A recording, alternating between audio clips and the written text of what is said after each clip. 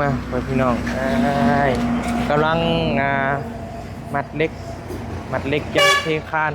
เขาไปสั่งมาแล้วไอ้เจ้าหน่อยเพิ่นมาเด้อโดยอีก10 แผ่นเนาะโดยสั่งมาแล้ว จอดไม่กบผ้าย่อดูย่อได้บ่ฮะไม่สิถักคอลองเบิ่งซิมลองใครเป็นคนถือกล้องให้ ลองเบิ่งดูว่าลีได้ดินะโซนี่ก็โอ้ยบอบบี้ตกต่ำแห้งเลยโซนี่ YouTube สิปิ้วแล้วเอาตัวจังซั่นว่าลีนี่แหละอย่าฟ้องมันเป็นหยังมันปิดการมองเห็นเลยอะต่อไปก็ปึ๊บเดี๋ยวจะหน่อยบอบบี้เมื่อเอาเงินมาจ่ายเพิ่นค่าสร้างนี่มัน7.5 ล้านพี่น้อง7.5 ล้านตั้งเสาเทคานมื้อนี้ก็ถือว่าอาจจะสำเร็จแล้วเพราะว่ามีแต่เพิ่นตีไม้แบบแล้วก็สมปูนแล้วก็ถอกใส่ตามนี่แหละนี่ถอกใส่ตามนี่ก็คือว่าจบต่อไปก็แม่นมีแต่หาดินมีแต่เห็นรถดินและสร้างเพิ่นเอามาให้เลย2รถเด้อสู้ๆเด้อไอ้บี้โอ้ยเนาะซื่นอกซื่นใจเด้พ่อพี่น้อง หัวใจมีแรงสู้ต่อนั่นเนาะ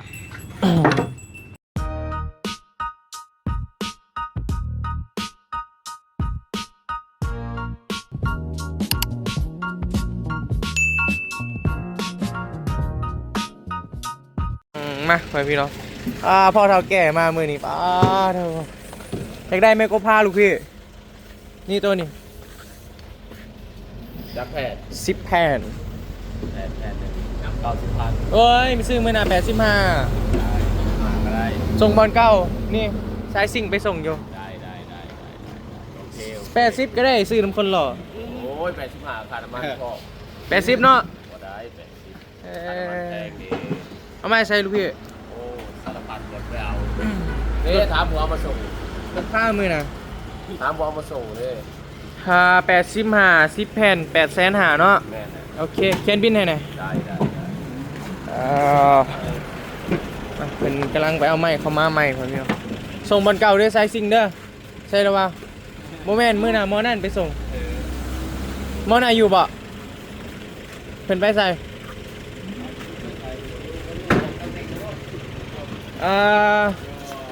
ข้างร้านมันใหญ่ๆเด้อลูกพี่ใกล้อีสุขึ้นไปนะ100พอค่า100เนาะค่า100งามแบบนี้หรือว่าใครเอาลงแล้วกับตามเข้าไปก็ได้ไปนำกันก็ได้ขึ้น10 แผ่น1บ่ดนดอกเนาะแม่นแป๊บเดียวก็แล้วเนาะเมื่อลูกชายเจ้าไปส่งมอน่ะฮู้มอน่ะมันใกล้ซูนอีสุขึ้นไปหน่อยหนึ่งมันอยู่ขวามือใกล้ข้างร้านมันเลยนะรักโซกนี่บ่แม่นรักเซาเจ็ดรักโซกรักเซาเจ็ดนี่แหละหล่อเนาะบ่เห็นต้นเนาะ10 แผ่นเอา10 แผ่น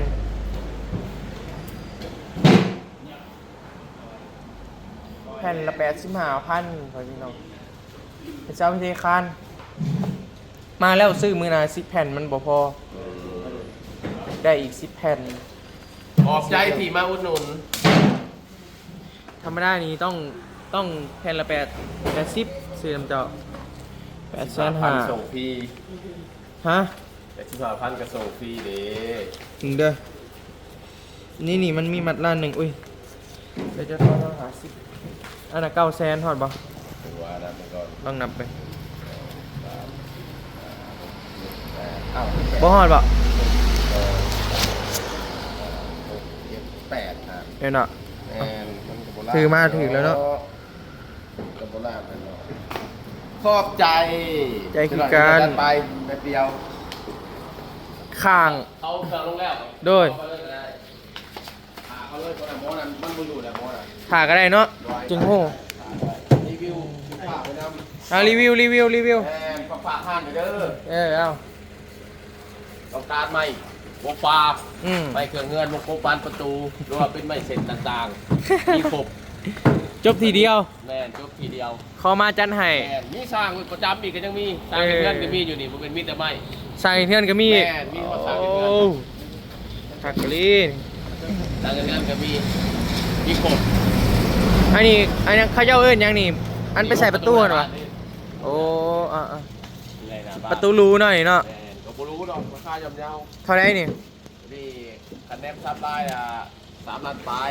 อันเดียวนี่เท่าไหร่ 3บ่ได้มันเป็นวงบ่ดี เป็นวงใหญ่ๆเลยนี่ฮะ แม่นวงใหญ่ๆนี่เลย ตัวนี้บ่3 ล้าน แม่น 2อืม สอง ประตูรูไม่ยังเนี่ย แคนตัวนี้ ไม่แค้น เนี่ยตัวราคาไม่แดงตัว3 ล้าน 2ถ้าไม่แดงไม่แคนมีแต่ล้านมีแต่3 ล้าน เหรียญกัน200,000 แม่นเลยกัน200,000คะแนนบ่ได้ซับไลน์เป็นไม้แดงเป็นซับไลน์เป็นไม้แดงเราถึงอยู่วงหนึงอยู่2 ล้านห้า ไผซับลายเจ้าเองบ่ บ่จ้าง มังกรกินหมี่ลายมังกรโอ้ใส่ซีนี่ขึ้นบึบเลย แม่ เนาะ นไม่ได้ลายหงลายนก อืม ลายตอนนี้ครับ ประมาณเป็นเงินไทยประมาณ4,000 กว่าบาท5,000นี่แหละ แม่น เนาะ4,000ปลายๆนี่ มัน4,700 4,600 โดนวงหนึ่งนี่วงใหญ่ๆนี่ถ้าว่าเป็นเงินไทย4,000 กว่าบาทไว้พี่น้องกาปลาลุงคนใดอยู่คอยเกตเซโนกับมาหาอาหารเพิ่นได้นี่แหละทางแบ่งบ้านเรือ ทางแบ่งบ้านเดือทางแบ่งบ้านเดือนี่แหละเป็นทางเลข10เพิ่นเด้อ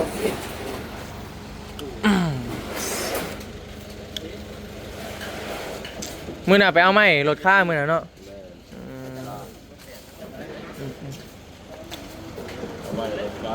โดยคือว่าเฮาสิเอาออกไปก่อนก็ได้เฮาถ่ายในทางกันแหละไปเห็นรถดอกมันอยู่ความมือกายซูนิสุขึ้นไปประมาณ200 เมตรแต่สิเห็นมันอยู่ความมือเลยสิเห็นดอกห้านเขาเจ้ากำลังก่อสร้างกัน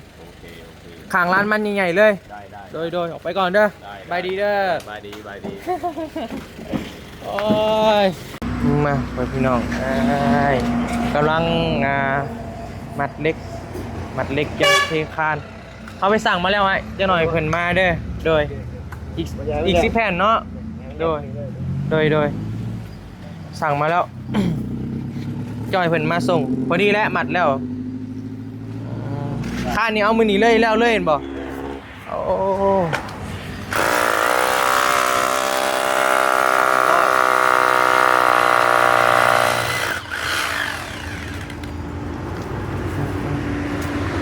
คือว่าประมาณนี้แหละก็กว้างเกือบอยู่พี่น้องมาหาน้องหลาเพิ่นก็อันนี้ยังสิได้เอาดินเข้ามาถมตื่มอีกโอ้สูงได้บาดนี่เพราะพื้นเก่ามันก็สูงเลยเด้พื้นเก่ามันก็สูงแฮงแล้วนี่เพราะว่าแต่ก่อนถ้าเราเทซีมังนี่สูงเติบอันนี้เฮาได้เทขึ้นอีกแฮงสูงขึ้นก่อนเก่า ต้องเลยถมดิน อยู่กับไผล่ะ อยู่กับใบเตย บายดีเด้อ สบายดี กับใบเตย โดยกับ ถ้า แม่ ใช้เมื่อหรือบ่ เมื่อแล้ว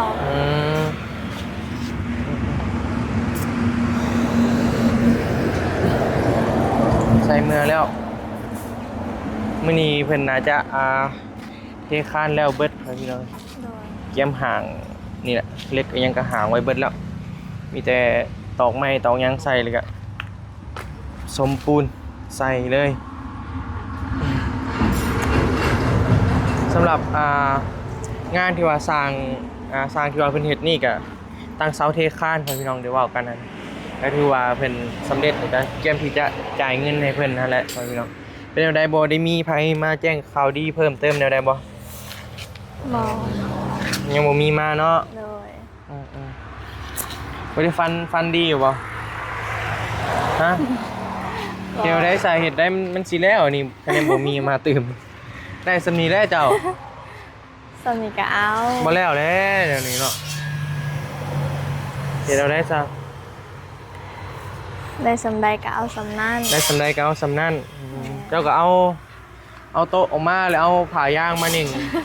เอามันบ่มีหลังคาเด้เอามานิ่งกลางไว้พอได้ขายนั่นแหละ เดี๋ยวได้ซะเฮาได้เซาเลยเด้เว้นหยังกู ทุกอย่างมีเวลาของมันฮอนมือฮอนย่ามมันสิได้เองดอกราคานะง่าย ปล่อยเป็นปล่อยไปเลย ทุกอย่างมีเวลาของมันฮอนมือมันสิได้เองหลังคานี่ก็นักเติบอยู่ได้พอพี่น้องหลายหมื่นบาทอยู่เราที่ว่าเคยเห็ดมานะทางพอลี่เพิ่นเคยเห็ดมากก็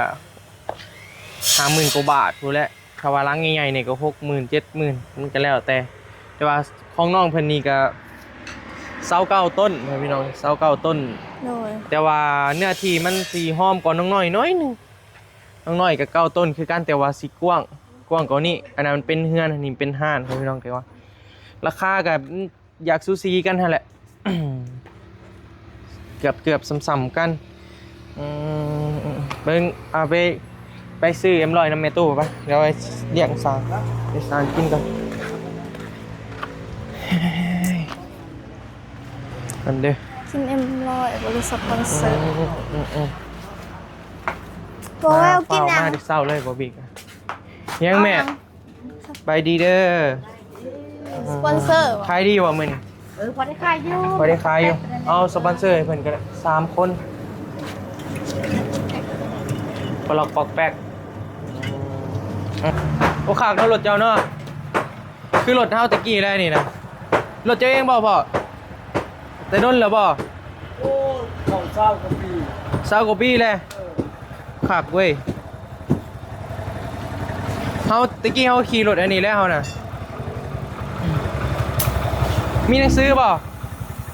ซื้อมาเชียร์แล้ว แต่กี้ ไปคงกำแพงนคร แต่ก่อนน่ะมีเห็นบ่อืม ยาวไม่ดียาว ยางมันหัว ยังหัวแล้ว รถพอตู้เพื่อนไปเนาะรถดีมซุปเปอร์คัพโอเคเดี๋ยวมา มาติดนี่ด้วยเป็นปีแล้ว จักมันก็ยังนิ่มแล้วจักมันเนาะมาเบิ่งนี่ก่อนพี่น้องเพิ่นว่าสิเฮ็ดแล้วมื้อนี้ว่าซั่นเดี๋ยวมีสิไปถามเพิ่น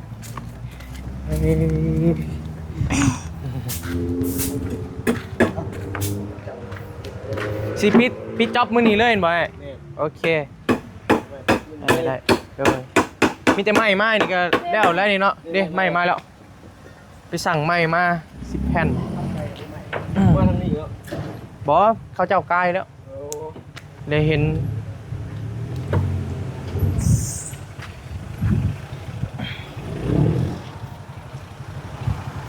ได้ปะ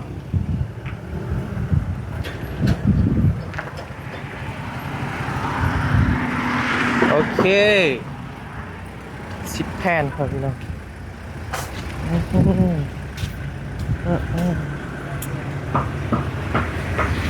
ไม่กบผ้าย่อดูย่อได้ปะฮะ ไม่สิถับคอ ลองเบิ้ง ซิมลอง ใครเป็นคนถือกล่องให้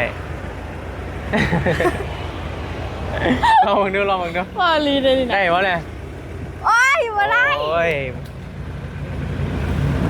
มันหนีบโอ้ยบ่ได้ เลยเปิดเอาลงให้ก็ได้ที่ว่าทางทีมงานนี่ไอ้สร้างเพิ่นว่าสิปิดจ็อบมื้อนี้เลยพ่อพี่น้องก็มันก็แล้วเบิดเลยเด้เพราะว่าเพิ่นก่อแล้วเพิ่นแม่นเพิ่นมัดเล็กแล้วก็มีแต่ไม้เอาไม้ตีไม้แบบใส่เลยก็เอาปูนมาเทใส่ก็ถือว่าจบแล้วปิดจ็อบ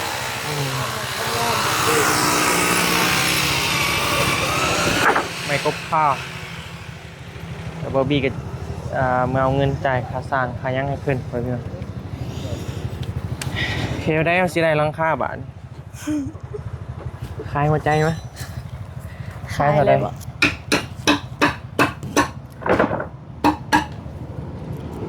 หึ ไปสิเมื่อหลักเงินเรื่อยข่อยไม้เห็นลังค่าให้เจ้าเจอกระเป๋าขาดองข่อยโอเคบ่เอาก็แลกกันเลย มีแลก ทำเมเด้อ เนาะ ทำเมเด้อแล้วข่อยสิเมื่อหลักเงินเรื่อยอยู่เฮือนเพื่อเจ้าเด้เพื่อเจ้าข่อยเฮ็ดได้ทุกอย่างว่า ทุกอย่างมีเวลาของมันเจ้าเสือในตัวไอ้บ่เลย โดย อืม เจ้า จะจื้อไว้ทุกอย่างมีเวลาของมัน ฮอดมือมันนักซิมอันได้เองดอกไม่ไปพี่น้อยไม่ก็ผ้าไม่แป้นนี่แหละกินข้าวกินน้ำบ่ กินแล้วเจ้าเลย ต สั อก นนี้ก็ยังเศร้าอยู่พอดี จะกินแล้ว ยังพอดีเจ้าพัดชัยโทรบอกแล้วก็เฝ้ามาซื้อเลยเพราะว่าย่านสร้างเพิ่นถาบ่อยากให้สร้างเพิ่นถาก็เลยบอกเมื่อก่อนน้ำมันยังก็ยังบ่ได้อาบเลยบ่พี่มาเศร้าๆเลยพ่อพี่น้องเพราะอยากให้เวียกเฮาแบบมันสแตนด์บายให้มันไวหั้นนะพ่อพี่น้องก็เลยแบบออกมาเลยโอเคไปนับมึงด้วยนะใจได้เด้อโดยครบแล้ว ฮะ ครบแล้ว จักแพนนับเบิ่งดู 10 แล้วเจ้าคือฮู้ว่าสิ อ้าวกันนับ ค่อยซื้อกัน9แผ่น ลองนับเบิ่ง 2นี่4 6 8 10นี่ 10แผ่นครบบ่ครบเลยอย่าเลิกเด้อ โอ้ไปสั่งใหม่มาครับพี่น้องคือว่าประมาณนี้แหละโดยขอบใจหลายๆประมาณนี้น้องหลาเพิ่นกันโซนี่ก็โอ้ยบอบบี้ตกต่ำแห้งเลยโซนี่ YouTube สิปิ้วแล้ว เอาคือว่าจัง เพราะลีนี่แหละ เดี๋ยวฟ้า มันเป็นหยัง มันปิดการมองเห็นเลยอะต่อไปก็คือซ่องปิด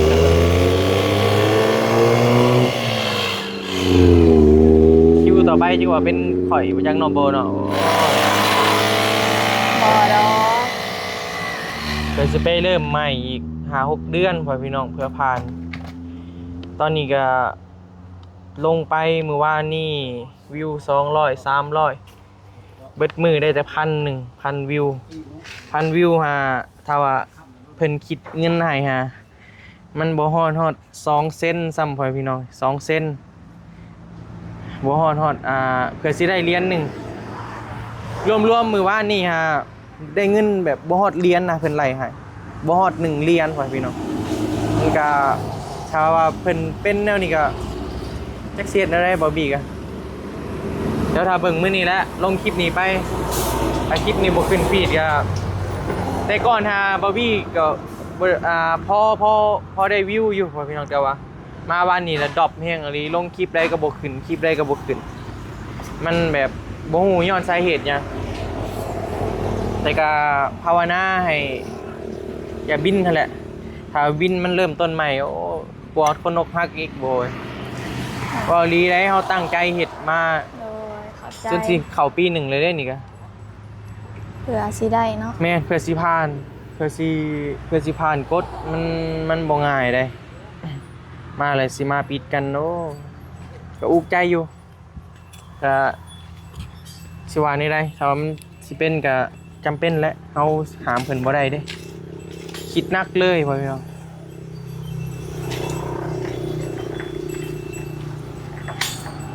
ก็บ่เป็นหยังดอกถ้าปิดก็ถ้าว่าซ่องปิดนี่ก็โอ้ได้หลายอย่างอีกซื้อโทรศัพท์ใหม่บ่ง่ายไปสิผ่านบางทีก็สิไปหาขายเสื้อนอนนำเอื้อย มันบ่ได้พอว่าสิอันนั้นได้บ่ได้อันยังบ่ได้เท่าเดียวว่าใจเฮามักซื่อๆคือเงินคำก็คือหัวแหละตื่มน้ำมันรถก็คอน้ำเอื้อยพ่อพี่น้อง ไปใส่ไหมเฒ่าไปสวนสวนเราอยู่นั่นทางด้านน้องนี่มันจะว่ากันพ่อพี่น้องเก่าบ่ซีเรียสดอกบ่บีกันเอายังสิเกิดมันหนักสิเกิด แต่ก็ภาวนาอย่าปิดกันเด้อไอ้เด้อเนาะอีต้นข่อยเนี่ยตอนนี้ทางทีมงานสร้างเพิ่นกำลังเตรียมตีไม้แบบนี้แหละพี่น้องปึ๊บเดี๋ยวจะหน่อยบอบบี้เมื่อเอาเงินมาจ่ายเพิ่นค่าสร้างนี่มัน7.5 ล้านพี่น้อง7.5 ล้านตั้งเสาเทคานมื้อนี้ก็ถือว่าน่าจะสำเร็จแล้วเพราะว่ามีแต่เพิ่นตีไม้แบบแล้วก็สมปูนแล้วก็ถอกใส่ตามนี่แหละนี่ถอกใส่ตามนี่ก็คือว่าจบต่อไปก็แม่นมีแต่หาดินมีแต่เห็นรถดินและสร้างเพิ่นเอามาให้เลย2รถเด้อแต่ก็สิซอกหาให้อยู่ ดี๋ยวสิถามหมู่ก่อนว่าเพิ่นแก่ดินบ่ถ้าแก่ดินก็เฮาก็เอามาถอกนี่ก็คนเข่าแล้วเดี๋ยวงบสำไรแล้วสิแจ้งจ่ายค่าสร้างเพิ่นแล้วสิแจ้งรายละเอียดมื้อนี้แหละพ่อพี่น้องหลังคาบ่มีก็เอาผ้าบัดนี่ผ้าบัดดำมาคุมไว้ได้เซาเลยเด้ ได้สำเร็จ หรือว่ามีทางเดียวกันแนวนั้นแหละนี่เดี๋ยวไปทำกับเมียราคากันเลขขาดองเลยเด้อเป็นอะไรได้แค่นี้ว่าสิเอาอะนะแต่ว่าไอ้ก็สิมาห้างแถวเฮือนนั่นแหละคันว่าสิมีคันว่าสิพอได้คันว่าบ่พอก็ไปหาเอาซื้อสังกะสีเก่าเพิ่นมาพอได้มุงให้โอเคบ่เนาะเดี๋ยวได้ซะ มันจำเป็นบ่ จำเป็นในกระทาเบิ้งทุกอย่างมันมีเวลาของมัน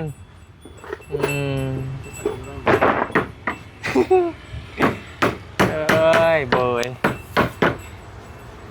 ตอนนี้ก็อุกใจอยู่ค่ะพี่น้องเสียดอะไรบอบีแต่ถ้าเบิ้งคลิปนี้คะแนนคลิปนี้บอด้านนี้ก็แสดงว่าแม่นแล้วปิดการมองเห็นเลยก็เริ่มแล้วบัดตรวจสอบถ้ามาเจอเพิ่นจะเฮ็ดใส่กับบุ่มคลิปแบบมันพลาดนะแต่ก็พยายามลบออกเบิดคลิปเด็กน้อยนะตอนนี้คือซีเมนต์กำลังตรวจสอบอยู่เบิ่งเพราะเพิ่นบ่ดันฟีดให้เด้แต่ก็วิวเบาบี้บ่ได้ดรอปปานนี้นะมาถ่ายน้องโบก็พอได้อยู่อันนี้ลงไปชั่วโมงละ200วิวว้าวเบิดเลยไอ้สู้ๆเด้อ ฮะ จังไดก็สู้ พอดีๆเลย ๆเอา บอกไปสู้เลยก็ว่าเบิดซื้อเบิดยังแล้ว สู้ๆเด้อไอ้บี โอ้ยเนาะสินอกสินใจเด้พ่อพี่น้อง หัวใจมีแรงสู่ต่อ นั่นเนาะ ผมเป็นยังดอกสางใหม่ถ้าหกบัวเป็นยังกะมีให้อยู่คนเดียวบ่ กล้องในนี้บ่ถือไฟบ่ฮู้ครับพี่น้องมีแต่บาวลี่แหละเป็น4ซ่องเพิ่นว่าถึกล่าสุดนี่ก็โอ้สิ้นแล้วเราอ่ะสิให้ก็ให้บอกคือคะแนนว่าบ่อยากเจอนะพี่น้องบ่อยากให้ไผเจออีกเรื่องแนวนี้นะแต่ว่าเฮาก็หลีกเลี่ยงบ่ได้ถ้าว่ามื้อหนึงเจอก็ต้องยอมรับความเป็นจริงให้ได้แหละ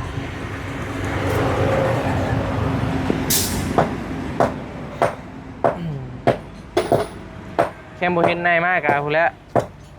ไปหาซื้อไอ้กับงานเก็บบอกเก็บปี้คือเก่าแล้วไปหาซื้อเก่าเดี๋ยวได้ซะเพราะว่าทุกอย่างมันต้องขับเคลื่อนด้วยเงินเด้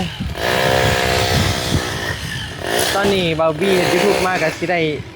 ได้ปีหนึ่งแล้วครับพี่สิฮอดปีแล้วก็ยังแบบยังประคับประคองตัวเองยังบ่ได้ยังได้ขอเงินเอื้อยนะยังได้แต่ละเดือนยังได้ใส่เงินนำลาวยังได้ขอแต่ก็พอรุดผ่อนลาวแต่ก็ยังบ่รอดยังเอาตัวเองบ่รอดว่าง่ายๆกันยังได้ขอนำลาวคือเก่าหั่นแหละบ่มีก็เพราะว่าหลักๆก็เขาได้ถ้าว่ายอดวิวดีมันก็ได้ยอดวิวบ่ดีก็คือโหแหละคือมือว่านนี่แฮงโอ้ยโบยสิบ่เห็นนายบี้มาแล้วคันเป็นคือวานนี่ว่าแท้เด้อเบิดมือหาบ่ได้ฮอดอันเรียน1พ่อพี่น้องเมื่อวานนี้ลงไป6คลิปบ่ได้เรียน1มันสิไปอยู่ได้บ่โอเคประมาณนี้แหละพ่อพี่น้องเรื่องอันนั้นก็คือว่าเดี๋ยวนี้ก็เพิ่นกำลังตรวจสอบบาร์บี้อยู่ช่อง YouTube กันสิว่าได้บางทีก็สิเอาลงช่องน้อยช่องบาร์บี้เซนูเด้อพ่อพี่น้องเด้อคลิปนี้บางทีก็เอาลงช่องใหญ่เดี๋ยวเบิ่งก่อน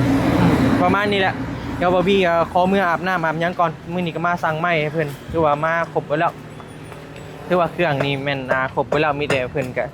สิเฮ็ดแล้วมื้อนี้บาร์บี้ก็จะเอาเงินมาจ่ายเพิ่นมื้อนี้เลยพ่อพี่น้องโอเคปะเดี๋ยวกลับไปอาบน้ำอาบท่าเดี๋ยวสิมาใหม่เด้อสบายดี สบายดี โอเคจังได้ก็ฝากติดตามน้องหลาเพิ่นเด้พ่อพี่น้องความฝันสิเป็นจริงบ่เนาะสำหรับห้านตอนนี้ก็ได้เสาแล้วแล้วก็กำลังเทคานเนาะยังแต่โครงหลังคาคือว่า ถ้าเบิ่งน้ำกันเนาะพ่อพี่น้องว่าความฝันของน้องโบสิเป็นจริงบ่เนาะแต่ก็ตั้งเสาเทคานเป็นได้แล้วพ่อแม่พี่น้องตอนนี้มันยังแต่หลังคาทุกอย่างมันมีเวลาของมันโอเคปะไปก่อนพ่อพี่น้องบ๊ายบายเด้อสบายดี เด้อ